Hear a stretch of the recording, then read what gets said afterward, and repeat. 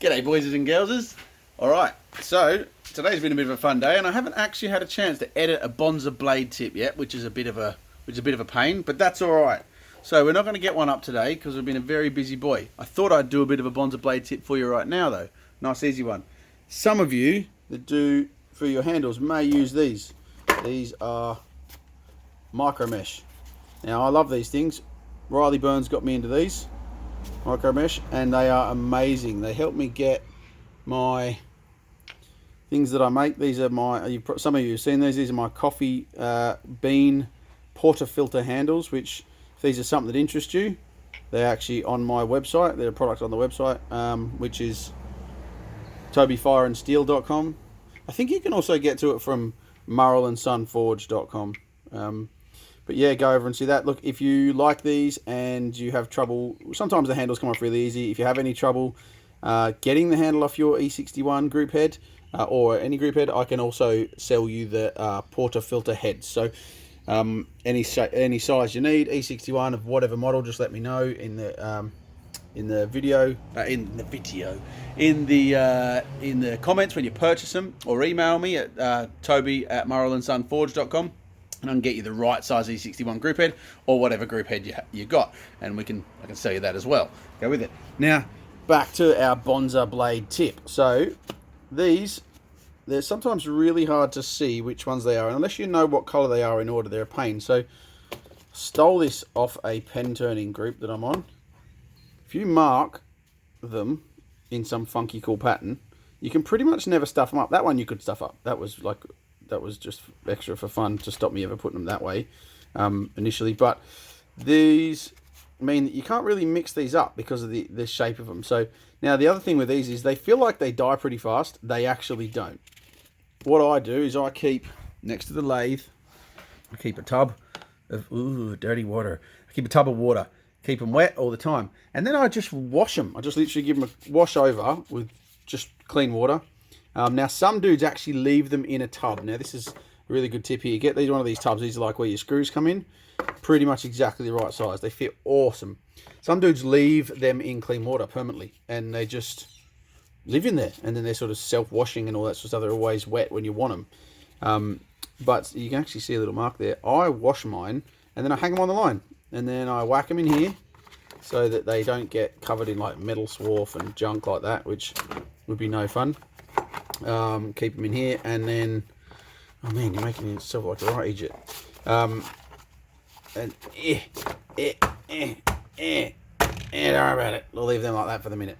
And then yeah, and then they're dust free and all that sort of stuff, dust free environment. And then when I need them, I do change that water actually every now and then. These things are great. I keep all these. Like, as you guys, a lot of you guys know, I'm a builder and I go through lots and lots of screws. I keep these tubs, man. They're awesome. Like, they're everywhere. I just keep them all over the place. Like, fun. Hey, here's another tip while we're here. Look, see this?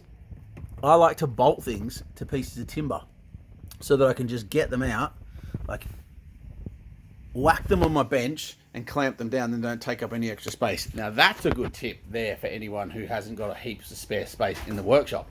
So let's have a little bit of a look what I've been doing today. So some of you may know I have a son.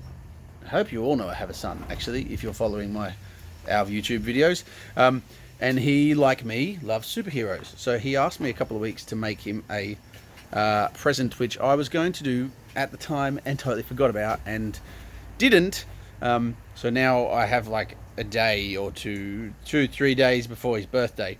But tomorrow I'm going down to see the illustrious member of the KAA, Unky Keith, to do some interviews with him, to have a chat about the KAA and the creation of the KAA and sort of the Australian knife industry, how it started and that sort of stuff. So if you've got any questions to ask him, please put them in the comments and let me know. Now this is the thing I've been working on all day. So, and then I dropped it. That's no good. Right, so, you get your finger in the video. What a professional. So this is, as you can see, a shield. It's got a few undulations in it, where when I welded to it, it sort of warped it. I did what I was supposed to do and just welded like very small amounts in terrible welding form because I suck at welding.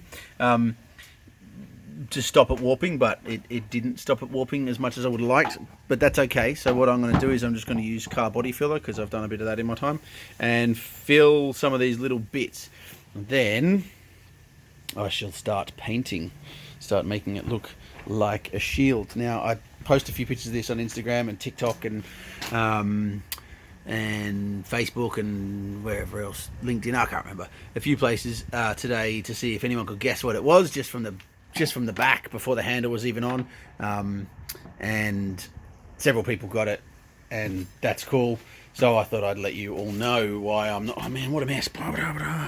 Just to have to drag. This is the thing with having not a big workshop. You sort of pull things in and out as you need them, and then you have like messes of things where you've just like, that's not supposed to be under there because it's in the way. So I'll move it to there for 5 minutes, and then it stays there for the whole afternoon, which is annoying. But that's okay. It's just how I roll. I'm not the tidiest person. I really envy those dudes who have like those workshops that are amazing. And the trick seems to be, from those guys, to... Oh, he's still filming. I thought I turned it off.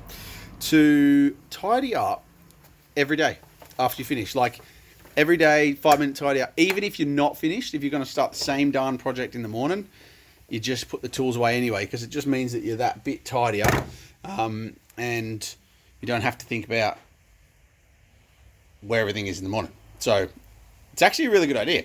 I just haven't really quite managed it yet, but I'm sure I will. I'm sure I will sooner or later. I'll get there, because at the moment the workshop is a little bit of a mess, as you can possibly see. It's not a good place for a bandsaw, I know, but it doesn't normally live there, so it's okay. This is the background where I film my chatty intro-y and outro-y bits. And this is the mess. Oh, look at that. Anyone want some coffee beans? Stabilized coffee beans. Num, num, num.